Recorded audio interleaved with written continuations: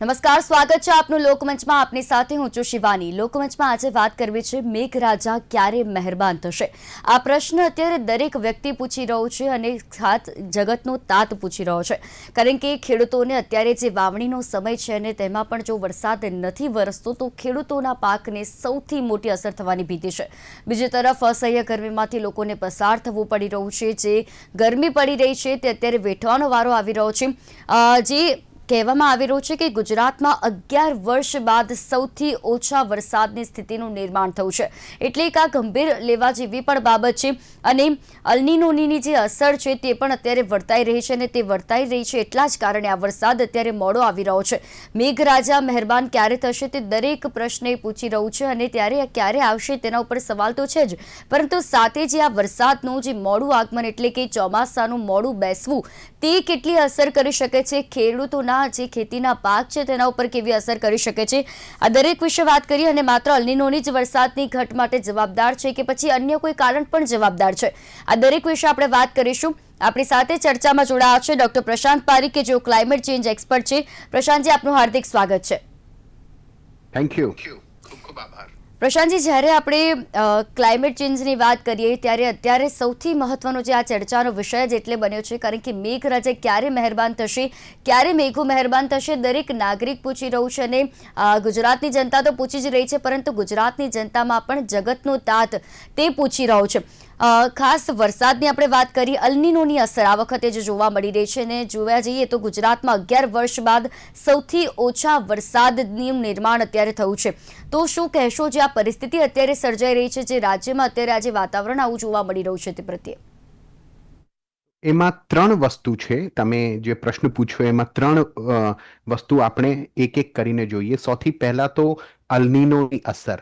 હવે અલ્નીનોની છેલ્લી અસર 2015માં થઈ હતી. એ વખતે ઘણા બધા દેશના વિસ્તારોમાં સુખાની પરિસ્થિતિનું સર્જન થયેલું. એ પછી હવે 2026-27માં ફરી સુપર અલ્નીનોની વાત થઈ રહી છે. હવે અલ્નીનો અને સુપર અલ્નીનોમાં ફેર એટલો છે કે અલ્નીનોમાં 2 ડિગ્રી સેલ્સિયસ સુધી તાપમાન વધે આ ભૂમધ્ય સાગરમાં, જે ઇક્વેટોરિયલ ઓશન જેને કહેવાય, પ્રશાંત મહાસાગરની અંદર. પણ જ્યારે એ 2 ડિગ્રી સેલ્સિયસથી વધારે વધી જાય તો એ પછી એ ચોમાસું ખેંચાઈ જાય, વરસાદ ભારતમાં ઓછું પડે. તો અત્યારે અમેરિકાનો જે હવામાન વિભાગ છે એ કહે છે કે સુપર અલ્નીનોની ઇમ્પેક્ટ ઇન્ડિયાની ઉપર આવવાની છે. નંબર 1. બીજી વસ્તુ છે કે 4 જૂને કેરળમાં એ ચોમાસાનું આગમન થયેલું. આમ ઓન એન એવરેજ આપણે જોઈએ તો 1 જૂને આગમન થતું હોય છે, એ 3 દિવસ મોડું પડ્યું. અને ભારતીય હવામાન વિભાગનો જે ફોરકાસ્ટ હતો એ હતો કે 26મી મે કેરળમાં આવી જશે મોન્સૂન. એ થયું નથી, એનાથી 9 દિવસ મોડું પડ્યું. અને 4 જૂનથી 22 જૂનમાં સરેરાશ જેટલું વરસાદ ઇન્ડિયામાં થવું જોઈએ એના કરતાં 46% વરસાદ ઓછું થયું છે. કારણ કે 146 વર્ષનો જો એવરેજ કરીએ તો કદાચ 97.3 મિલીમીટર વરસાદ એવરેજ આવે છે છેલ્લા 146 વર્ષનું. એની સામે આ વર્ષે 2026-27માં એ જે નંબર છે મિલીમીટરમાં એ છે 53 મિલીમીટર વરસાદ થયું છે. તો એટલી વરસાદની અછત સર્જાઈ છે. હવે ત્રીજો જે તમારા પ્રશ્નનો ભાગ હતો કે ખેડૂત માટે શું, ખેડૂતનો કેવી રીતે એમાં કામ આગળ વધશે, તો એમાં એવું છે કે અત્યારે ખરીફની પાક જેમ કે કઠોળ, મગફળી, કપાસ, એવું બધું ખેડૂત અત્યારે એની વાવણી કરતા હોય. જો ભેજ વધારે ના હોય અને ગરમ હવા હોય અને પાણીની જે અછત હોય તો પછી ખેડૂત રાહ જોયા કરે કે મારે વાવણી ક્યારે કરવી, સીડ્સ ક્યારે વાવવા. અને આ જ પરિસ્થિતિના કારણે ઉત્પાદન ઉપર અસર થાય અને પછી એ જ વિષચક્ર આપણને જોવા મળે, જેમાં ઉત્પાદન ઓછો તો ખેડૂતની ઇન્કમ ઓછી, ખેડૂતની ઇન્કમ ઓછી તો પછી એ જ કર્જ અને લોનના ચક્કરમાં ખેડૂત જાય, જે આખું વિષચક્ર અર્થતંત્રમાં આપણને જોવા મળતું હોય છે. બિલકુલ. અને જ્યારે પ્રશાંતજી આપણે વાત કરીએ કે છેલ્લા 20-30 વર્ષના ડેટા પ્રમાણે જોઈએ તો ગુજરાતની વરસાદની પેટર્નમાં ફેરફાર આવ્યો છે. આ ફેરફાર શું કહી રહ્યો છે અને આગામી સમયમાં પણ શું આ જ પ્રકારનો ફેરફાર આપણને જોવા મળી શકે છે? તો ગુજરાતની વરસાદની પેટર્નમાં ફેરફાર આવવાના પરિબળો છે, જુદા જુદા પરિબળો છે. સૌથી પહેલું પરિબળ એ છે કે ભાઈ છેલ્લા 25-30 વર્ષમાં આપણે જુઓ ગુજરાતનો ઔદ્યોગિક વિકાસ ઔદ્યોગિકરણ બહુ ઝડપી રીતે થયો એનો ઇમ્પેક્ટ જે છે એ પર્યાવરણ ઉપર પડ્યો છે અને હમણાં એ 2-3 દિવસ પહેલા જ હું એક રિપોર્ટ વાંચતો હતો કે અમદાવાદની અંદર દર બીજા વ્યક્તિ પાસે એક વ્હીકલ છે એટલે છેલ્લા 2 વર્ષમાં તો નંબર ઓફ વ્હીકલ્સની સંખ્યા જે પેટ્રોલ ડીઝલથી ચાલતા વ્હીકલ્સ છે એમની સંખ્યા ઉત્તરોત્તર વધતી ગઈ છે એ પણ પર્યાવરણ માટે જોખમી વસ્તુ છે અને સૌથી આગળ જે ફેક્ટર આપણા કંટ્રોલમાં નથી એ અલ્નીનો એ અલ્નીનોની અસર આ વખતે કદાચ 2015ના અલ્નીનો કરતાં વધારે જોવા મળે એવી આગાહી જુદી જુદી જે સંસ્થાઓ છે પર્યાવરણ ને આ જે આગાહી કરતી કે પર્યાવરણના જે રિપોર્ટ્સ પબ્લિશ કરે છે એ સંસ્થાઓ કરી રહી છે તો આ બધા પરિબળો મળીને આપણને એક દુષ્ચક્ર જોવા મળી રહ્યું છે.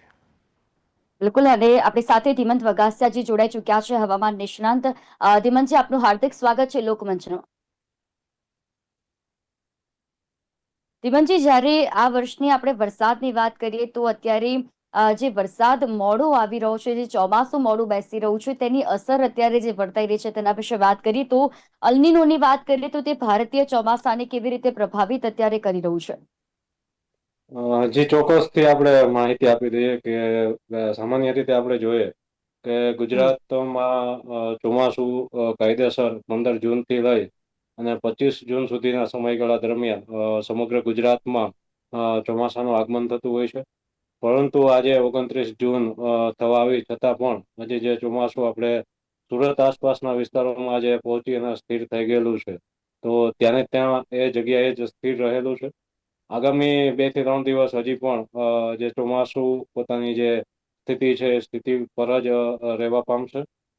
ત્યારબાદ ફરીથી જે સાનુકૂળ પરિસ્થિતિઓનું નિર્માણ થવાની સંભાવનાઓ છે, જેને લઈ અને દક્ષિણ ગુજરાત, મધ્ય ગુજરાત અને સૌરાષ્ટ્રના અમુક વિસ્તારો છે, ઉત્તર ગુજરાતના વિસ્તારો છે, આ વિસ્તારોમાં વરસાદ થવાની શક્યતાઓ છે. જે જુલાઈ મહિનાના પ્રથમ અઠવાડિયાના જે છેલ્લા દિવસો છે, જેને આપણે ખાસ કહી શકીએ કે 5, 6, 7, 8 આ જુલાઈ કે આ જે પીરિયડ છે એમાં વધારે વરસાદ આપને મળે એવું અનુમાન છે એ ભારત હવામાન વિભાગ દ્વારા પણ આજના જે પોતાના જે સેટેલાઇટ ઇમેજ છે અને જે એનું ન્યુમેરિકલ વેધર પ્રિડિક્શન મોડેલ છે એમાં બતાવવામાં આવેલું છે કે જેના કારણે જે વરસાદનું પ્રમાણ છે એ આગામી સપ્તાહમાં આપને વધારે જોવા મળે, જે ગુજરાત માટે એક ફાયદાકારક રહેશે.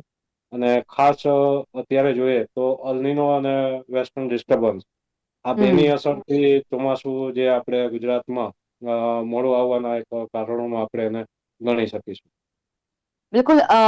જ્યારે પ્રશાંતજી આપણે વરસાદની વાત કરી રહ્યા છો તો ક્લાઇમેટ ચેન્જના કારણે અલ્નીનોની જેવી ઘટનાઓ જે છે તે હવે તેની અસર વધુ તીવ્ર બની ગઈ છે તેવું કહેવાય? અલ્નીનોની આ કહેવાય એવું કહી શકાય, કારણ કે જેમ કે મેં શરૂઆતમાં વાત કરી કે અત્યારે જે પરિસ્થિતિ સર્જાઈ છે, કારણ કે છેલ્લા 145 વર્ષમાં જે સરેરાશ વરસાદ થયું ગુજરાતમાં કે ભારતમાં એના કરતાં આ વર્ષે આપણે 45% ઓછું વરસાદ અત્યાર સુધી આપણને મળ્યું છે. અને દરેક જગ્યા જે પણ ફોરકાસ્ટ હતો ભારતીય હવામાન વિભાગનો કે આ પર્ટિક્યુલર દિવસે વરસાદ થવાની સંભાવના છે એનાથી પાછળ ખેંચાય છે વસ્તુ. 3 દિવસ, 4 દિવસ, 5 દિવસ, 10 દિવસ આગળ જઈને કંઈક વરસાદ જોવા મળી રહ્યું છે. અને આ વસ્તુ આગળ આપણને વધારે તકલીફ ઊભી કરી શકે એવું છે, કેમ કે અલ્નીનોની અસર 2015માં થયેલી, એની અસર આપણને જોવા મળેલી. હવે 10-11 વર્ષ પછી ફરી આપણે સુપર અલ્નીનોની વાત કરીએ છીએ. હવે અલ્નીનોથી સુપર અલ્નીનો કેવી રીતે થઈ ગયો? જો આવું દર 10 વર્ષે સુપર અલ્નીનોથી પછી સુપર ડુપર અલ્નીનો એવું બધું થતું હોય તો આ બહુ ચિંતાનો વિષય છે. તો 2 ડિગ્રી સેલ્સિયસથી વધારે તાપમાન જ્યારે પ્રશાંત મહાસાગરના જળનું વધે તો એને સુપર અલ્નીનો કહેવામાં આવે. 2 ડિગ્રી સેલ્સિયસ સુધી એ વસ્તુ એમ ગણવામાં આવે કે અલ્નીનોની ઇફેક્ટ છે. તો આ 2 ડિગ્રી સેલ્સિયસથી વધારે વધી રહ્યું છે. તો આગામી દિવસોમાં જો આવી જ રીતે પર્યાવરણની જે સમસ્યા છે આ સર્જાતી રહી, ભલે ને માનવજન્ય પરિબળો હોય કે પ્રકૃતિજન્ય પરિબળો હોય, અને એનું ઇમ્પેક્ટ જો વરસાદ ઉપર થયું તો પછી આખું જે આપણું જે ચક્ર છે, પ્રકૃતિનું ચક્ર છે, આપણા જીવન જીવવાનું ચક્ર છે, એના ઉપર ગંભીર અસર થવાની છે. જી, ધીમનજી, ગુજરાતમાં હજુ કેટલા દિવસ વાવણી લાયક જે વરસાદ છે તેની રાહ જોવી પડશે? કારણ કે અત્યારે ખેડૂતો વાવણીનો જે આ સમય ચાલી રહ્યો છે, ખેડૂતો વરસાદની રાહ જોઈ રહ્યા છે, ત્યારે ક્યારે કહી શકાય કે વાવણી લાયક વરસાદ વરસશે? જે ચોક્કસથી જે રીતે અગાઉના મોડેલો દ્વારા પણ જે વરસાદનો આપણે જોઈએ તો સૌ પ્રથમ આપણે વાત કરીએ તો જ્યારે મે માસના જે મોડલના અભ્યાસ ઉપરથી એવું જણાતું હતું કે ચોમાસું આપને વહેલું મળવા પાત્ર થશે, આગમન પણ વહેલું જોવા મળશે. પરંતુ જે ચોમાસાનો એક વખત આગમન થઈ ગયા પછી બે વખત અત્યારે આ નૈઋત્યનું ચોમાસું જે સ્થિર સ્થિતિમાં આવી ગયેલું છે, હમ. જેને લઈ અને અત્યારે હજી પણ 2 થી 3 દિવસ જે સુરત આસપાસના વિસ્તારો છે ત્યાં સ્થિર જોવા મળશે. ત્યારબાદ ફરીથી પશ્ચિમ બંગાળમાં જે વિસ્તાર છે ત્યાંથી જે પવનોની ગતિ છે એ ગુજરાત તરફ આપને જોવા મળશે. એટલે બંગાળમાંથી જે પણ પવનોના પ્રવાહો છે, હવાનું હળવું દબાણ છે, આની ગતિ મધ્ય ભારત થઈ, મહારાષ્ટ્રના વિસ્તાર થઈ અને દક્ષિણ ગુજરાતના વિસ્તારોમાં તારીખ 4-5ની આજુબાજુ ફરીથી હવાનું હળવું દબાણ બને એવી સંભાવનાઓ આજના જે ન્યુમેરિકલ વેધર પ્રિડિક્શન મોડેલ છે એના હમ. દ્વારા દર્શાવવામાં આવેલી છે. તો કહી શકીએ કે નજીકના સમયમાં દક્ષિણ ગુજરાત છે, મધ્ય ગુજરાત છે અને સૌરાષ્ટ્રના વિસ્તારો છે કે આટલી આપણે રાહ જોઈ તો હવે થોડોક સમય હશે, એટલે કે 3 થી 4 દિવસ હવે આપણે રાહ જોવી પડશે. ત્યારબાદ જે વરસાદનું છે એ ફરીથી આપને આગમન જોવા મળશે અને ચોમાસું ધરી જે એક જગ્યા સ્થિર હતી તેમાં હમ. પણ સાનુકૂળ પરિસ્થિતિઓ સર્જાતા આગળ વધે અને સમગ્ર ગુજરાતને કવર કરે, આખા ગુજરાતને, એવી હમ. પરિસ્થિતિ જે જૂનના પ્રથમ અઠવાડિયામાં આપને જોવા મળે એવી હમ. સંભાવનાઓ છે. બિલકુલ. પ્રશાંતજી, જ્યારે વરસાદની વાત કરી રહ્યા છો, અત્યાર સુધી રાજ્યમાં માત્ર 18.1% એટલે કે 0.7 ઇંચ જેટલો જ વરસાદ વરસ્યો છે. અને ભારતની વાત કરવામાં આવે તો દેશના 315 જેટલા જિલ્લાઓ આનાથી અસરગ્રસ્ત છે. તો ગુજરાતની જો આપણે વાત કરવામાં આવે તો જો વરસાદની આપણે વિધિવત રીતે ચોમાસું 3 થી 4 દિવસ બાદ આપણે કહીએ કે ત્યારે બેસી શકે છે, તો સમગ્ર વર્ષ દરમિયાન હવે જે ચોમાસાની જે ઋતુ છે તે દરમિયાન વરસાદ ક્યાં સુધી સારો પડવાની કેટલી સંભાવના છે? કારણ કે ગત વર્ષની વાત કરવામાં આવે તો જેટલો વરસાદ એક વાવણી લાયક પાક માટે જોઈતો હતો તેટલો જ અમુક જ ભાગોમાં જ પડ્યો હતો. કેટલાક ભાગોમાં તેટલો વરસાદ નહોતો પડ્યો, તેની અસર પણ વર્તાઈ હતી, પાકનું નુકસાન પહોંચ્યું હતું. તો આ વખતે કેવું જોવામાં આવી રહ્યું છે?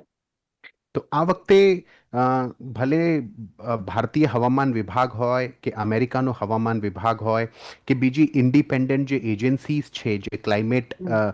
ઉપર કામ કરે છે, એમના જે ફોરકાસ્ટ છે એ પ્રમાણે તો આ વખતે આખા ભારતમાં આપણને જે એવરેજ વરસાદ જોવા મળે છે એનાથી ઓછું વરસાદ આપણને મળશે. અને જો એ વરસાદ ઓછું થશે અને કદાચ ચોમાસું પાછળ પણ ઠેલાય અને વરસાદ પણ ઓછું આવે તો એનાથી એક તો પ્રોબ્લેમ છે, આપણે આખો દેશ, વિશેષ કરીને ગુજરાત અને જે નોર્થ ઇન્ડિયા છે એ હીટ વેવ ત્યાં જોવા મળી રહ્યું છે. એના ઉપર વરસાદ જો પાછળ ઠેલાય છે અને વરસાદ બરોબર ના મળે તો એની અસર હમ. ખેડૂતના જીવન ઉપર આવે. જી. ઉત્પાદન ઓછું થાય તો ઇન્કમ ઓછી થાય. આ બાજુ જે શહેરી વિસ્તારો છે ત્યાં આપણે જોઈએ તો ભૂગર્ભ જળ સપાટી જો નીચી જાય તો શહેરમાં પણ પાણીની કિલ્લત સર્જાય, શહેરી વિસ્તારોમાં પણ. અને ઘણા બધા જે સિટીઝ છે ત્યાં તો પાણીને લઈને ઓલરેડી અલર્ટ જારી કરવામાં આવ્યું છે. ત્યાં હમ. પાણીની અછત સર્જાઈ રહી છે. આ જે મોટા જે સિટીઝ છે અત્યારે આપણે કદાચ આવનાર 15-20 દિવસમાં જો આપણને જેટલું જોઈતું હોય એની આસપાસનો પણ વરસાદ ન મળે તો આ પરિસ્થિતિ કદાચ ગુજરાતના પણ શહેરોમાં જોવા મળે. તો શહેરી હમ. વિસ્તારના લોકો પણ, રહીશો પણ હેરાન થાય. ગામડાઓમાં ઓલરેડી આપણે ખેડૂતો વિશે ચર્ચા કરી રહ્યા છીએ. તો આ એક આખો દુષ્ચક્ર છે જેનો પરિણામ આપણે કદાચ ભોગવવું પડે. બિલકુલ પ્રશાંતજી, અને આપણે જોઈએ કે આ ફક્ત આપણે અત્યારે ભારત દેશની પરિસ્થિતિ નથી, યુરોપ ની આપણે જોઈએ તો ત્યાં પણ એટલી ભયંકર પરિસ્થિતિ છે. 1,000થી વધુના તો મોત થઈ ચુક્યા છે. એટલે આ જે અસર વર્તાઈ રહી છે વિશ્વભરમાં, તેની અસર વર્તાઈ રહી છે. એક તરફ અમેરિકાથી રશિયા સુધીની વાત કરીએ તો ત્યાં અત્યારે પૂર જેવી પરિસ્થિતિ સર્જાય છે, તો બીજી તરફ જે યુરોપના દેશોની આપણે વાત કરીએ તો ત્યાં આગળ 1,000થી વધુ મોત થઈ ચુક્યા છે. એટલે આની અસર અત્યારે દરેક પર અલગ અલગ રીતે જોવા મળી રહી છે. ખાસ દીવનજી, જ્યારે ઓછા વરસાદની વાત કરીએ તો ઓછા વરસાદની ખરીફ પાક પર કેટલી અસર અને કેવી અસર પડી શકે છે?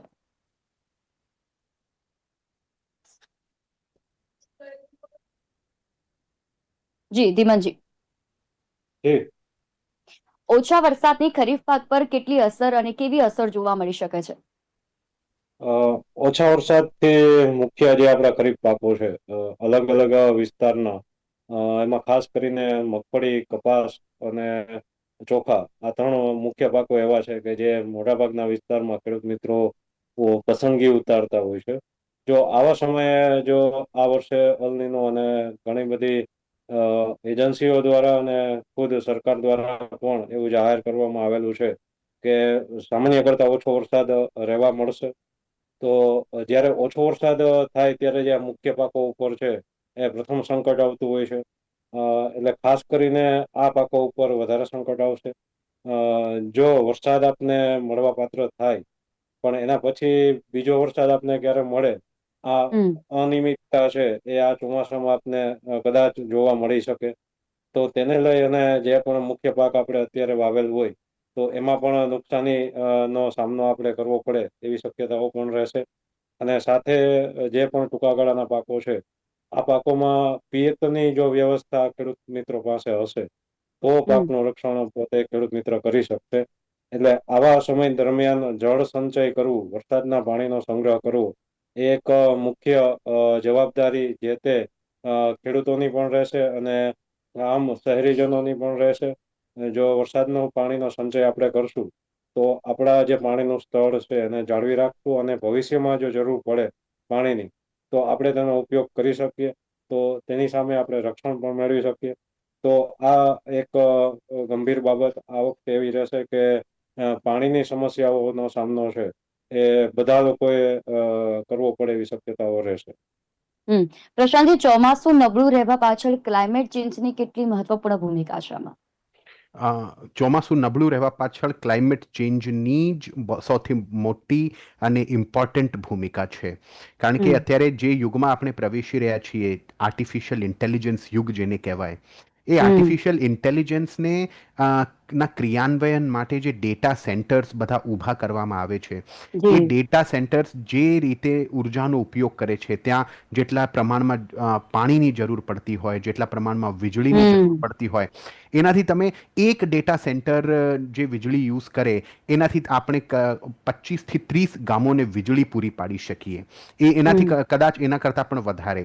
તો ચેટ જીપીટીને જે આપણે એક પ્રોમ્પ્ટ લખીએ છીએ, એ એક પ્રોમ્પ્ટનો આન્સર આપવા માટે ચેટ જીપીટીના જે ડેટા સેન્ટર્સ છે ઓપન એઆઈના, એ જે હમ પ્રમાણેની ઉર્જાનો ઉપયોગ કરતા હોય છે એ બહુ મોટા પ્રમાણમાં થતું હોય છે. એક વસ્તુ હમ તો આ થઈ. બીજું, જે રીતનું અત્યારે ઇન્ડિવિજ્યુઅલિસ્ટિક એટીટ્યૂડ લોકોમાં જોવા મળ્યું છે કે મારું પોતાનું વેહિકલ, મારું પોતાનું મકાન, મારું હમ પોતાની ગાડી, આ વસ્તુ આપણને આગળ જઈને બહુ ગંભીર રીતે હેરાન કરવાની છે. કારણ કે હમ પર્યાવરણ તાપમાનમાં નિરંતર વૃદ્ધિ, અત્યારે આપણે વરસાદની વાત કરીએ છીએ, 1 મહિના પહેલા આપણે વાત તાપમાનમાં સતત વધારો થઈ રહ્યો છે, એના પાછળ કયા પરિબળો છે? કારણ કે એ જ હમ પરિબળો અલ્ટિમેટલી તો અલ્નીનોને જન્મ આપ્યું છે અને એ જ પરિબળોના જી કારણે વરસાદ પાછળ ખેંચાઈ ગયું છે અને જેટલું વરસાદ આપણને જોઈએ એટલા પ્રમાણમાં મળી નથી રહ્યું. અને જે પ્રકારે પ્રશાંતજી એમ કહેવામાં આવે, તમારા દ્વારા ખૂબ યોગ્ય વાત કહેવામાં આવી કે અત્યારે આપણે ટેકનોલોજીનો એટલો સારો રીતે ઉપયોગ કરી રહ્યા છે. એક તરફ લોકો ટેકનોલોજીને પોતાના માટે એક ફાયદાકારક માને છે કે ટેકનોલોજીના કારણે અત્યારે આપણે દરેક વસ્તુ કરી શકીએ છીએ. કોઈ પણ જગ્યાએ બેઠા હોઈએ તો કોઈ પણ પ્રશ્નનો ઉકેલ પણ આપણે ચેટ જીપીટી મારફતે મેળવી શકીએ છીએ. પરંતુ તેની જે વિપરીત અસર છે તે આપણને અત્યારે સૌને અત્યારે જોવા મળી રહી છે. જો આગામી સમયમાં પ્રશાંતજી આવી જ રીતે ટેકનોલોજીનો ઉપયોગ વધતો રહ્યો અને જે ડેટા સેન્ટરોની આપણે વાત કરી, જો તે વધારેમાં વધારે સ્થપાતા રહે તો તેની અસર કેટલી વધારે ક્લાઇમેટ ઉપર પડી શકે છે અને આગામી સમયમાં દુકાળ જેવી પરિસ્થિતિ પણ શું સર્જાઈ શકે છે ખરી? કારણ કે તે સૌથી વધારે ખેડૂતો માટે નુકસાનકારક છે. હા, ખેડૂતો માટે નુકસાનકારક છે. અને જે રીતે આપણે આર્ટિફિશિયલ ઇન્ટેલિજન્સનો ઉપયોગ અત્યારે કરી રહ્યા છીએ અને એનો ઉપયોગ દર મહિને એના યુઝર્સ વધી જાય છે. અત્યારે તમે કોઈ રિપોર્ટ વાંચો, નંબર ઓફ યુઝર્સનો 1 મહિના પછી એ યુઝર્સ બહુ વધારે વધી જાય છે. અને ફક્ત એટલું જ નહીં, આર્ટિફિશિયલ ઇન્ટેલિજન્સના નવા ટૂલ્સ આપણે હવે યુઝ કરી રહ્યા છીએ. સ્પેસિફિક કામ માટે સ્પેસિફિક ટૂલ્સ આવી રહ્યું છે. તો જેટલું વધારે એક બાજુ તો આપણને એવું ગર્વ અનુભવ થાય કે આર્ટિફિશિયલ ઇન્ટેલિજન્સથી આપણી પ્રોડક્ટિવિટી વધી રહી છે, પણ બીજી બાજુ એ આર્ટિફિશિયલ ઇન્ટેલિજન્સ જે રીતે એનર્જીનો યુઝ કરે છે એના ડેટા સેન્ટર્સ, અને જેટલું યુઝ વધશે, જેટલા યુઝર્સ વધશે એટલા ડેટા સેન્ટર્સ વધશે, અને જેટલા ડેટા સેન્ટર્સ વધશે એટલી ઉર્જાનો ઉપયોગ અને જળનો ઉપયોગ એમાં કરવામાં આવશે એને ઠંડુ રાખવા માટે. તો આ ડેટા સેન્ટરને ઠંડુ રાખવાના ચક્કરમાં આપણે માનવને કેવી રીતે ઠંડુ રાખવું એ કદાચ ભૂલી જવાના છીએ. કારણ એટલે જ આપણે અસર જોઈ રહ્યા છીએ કે વરસાદ મળી નથી રહ્યું, અને જો વરસાદ નહીં મળે તો ખેડૂતનો જે આર્થિક જીવન છે એ બહુ ગંભીર રીતે અસર થવાનો છે. પછી ખેડૂત ભલે ગુજરાતનો ખેડૂત હોય કે મહારાષ્ટ્રનો હોય કે તામિલનાડુનો હોય. બિલકુલ. પ્રશાંતજી, જો જુલાઈના પ્રથમ અને બીજા સપ્તાહ સુધી પણ પૂરતો વરસાદ નથી પડતો તો તેની કેટલી ગંભીર અસર વર્તાઈ શકે છે? પરિસ્થિતિ કેટલી ગંભીર બની શકે છે? બહુ જ ગંભીર. અને આપણે જેમ કે અમદાવાદ શહેરમાં રહેતા હોઈએ, આપણે જોઈશું કે આપણને જે પાણીની જે સપ્લાય મળતી હોય છે ઘરમાં, એ સપ્લાય કદાચ એમાં કટોતી કરવામાં આવે. નંબર 1, પીવાના પાણીની આપણને અછત સર્જાય. વરસાદના કારણે ગરમીથી જે રાહત આપણને મળે છે જુલાઈ ઓગસ્ટ મહિનામાં, એ રાહત આપણને ન મળે. એસીનો ઉપયોગ આપણો વધતો જાય. એસીનો ઉપયોગ વધે એટલે એસીના કારણે પણ પર્યાવરણ ઉપર જે ગંભીર અસર થાય છે એ અસર બરાબર ચાલુ રહે.